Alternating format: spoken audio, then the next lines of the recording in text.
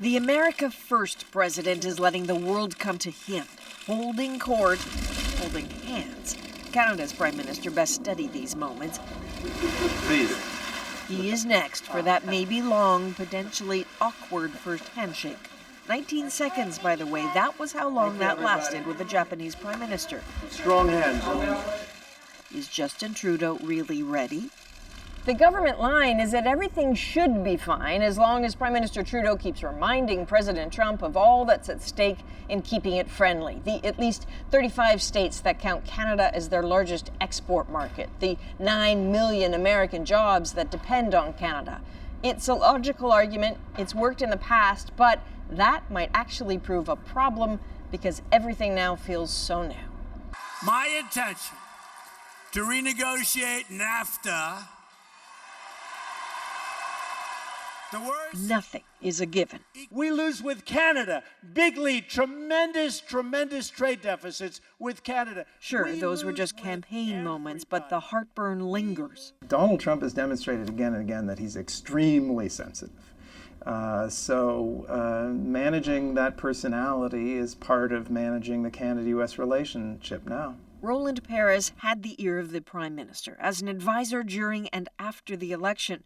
He's moved on since, but his respect seems firm, especially for how Canada is preparing.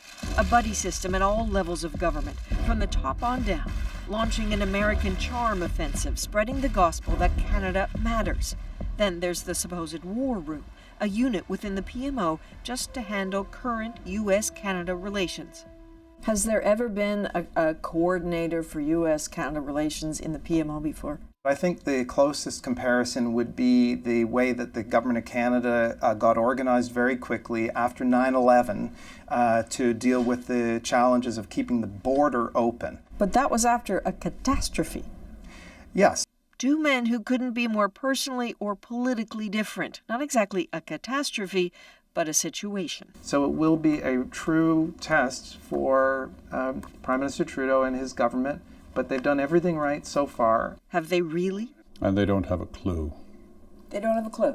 No, not a clue. Law professor Frank Buckley hails from Canada, but is an American now. His books on the path for American prosperity caught the president's eye. He's been asked for advice, drafted early campaign speeches. We've actually started to believe that solving our great problems is an impossible task. Including Donald Trump Jr.'s speech at the Republican convention. So Buckley understands the Trump mindset, but not Trudeau's approach.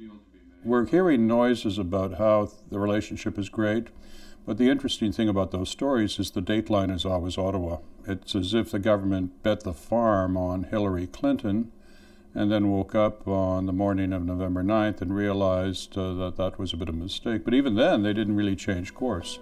That for months, Trudeau has been portrayed internationally as the antidote to Trump is one thing, but it's Trudeau's own comments that get under Buckley's skin. How is the Donald Trump presidency going to affect Canadian-American relations?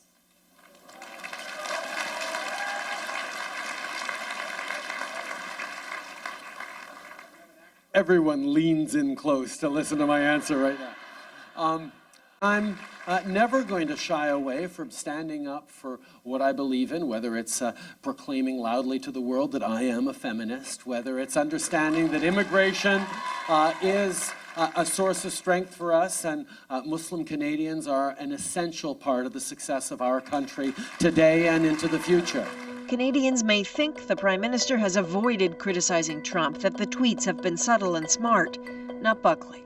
It's a matter of sensitivity. It's a matter of going to the United Nations in September and boasting about how we're not Yanks and how we do things differently, and we're the nice kids on the block. I think it would be highly advisable for Justin Trudeau not to malign the president any more than he has already. If at least one poll is accurate, Canadians seem to want Justin Trudeau to stand up and speak out. But careful with that is the caution from those connected to the White House and not just by the view. See where the round Palladian window is on the second floor? That's the living room. We're a Trump firm. That's it. Yeah, I guess. So you're sort of like a Trump whisperer.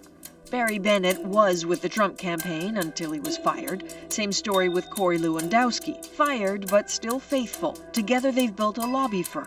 Lewandowski in Ottawa this week courting Canadian clients. Bennett is holding the fort, and he's got advice for Trudeau. You know where the landmines are, though. Right. So this is why I'm asking you this. The landmines are, Mr. President, you're wrong. Okay? Drawing those kind of lines in the sand. If you want to criticize us, then you can expect criticism back. Right? That's just the way it works. Would you have recommended to President Trump that they do a joint news conference? No, I wouldn't have. With all due respect to the media, that they're looking at finding those areas of differences and picking off the scab and making them a bigger deal. Better, he says Trudeau expect a private chat on something Trump likes about Canada. You guys have a very aggressive immigration policy for people who can actually create opportunity in Canada. We actually need to emulate that here in the United States.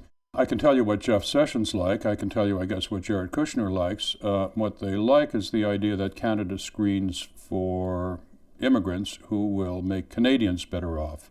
That thought is entirely absent in the policies of the U.S. government with respect to U.S. immigration. Add that to the talking points they suggest. Sure, emphasize the trade too. Be strong, but not holier than thou, Canada. And plan out how you want to manage that handshake, because it is coming. Adrienne Arsenault, CBC News, Washington.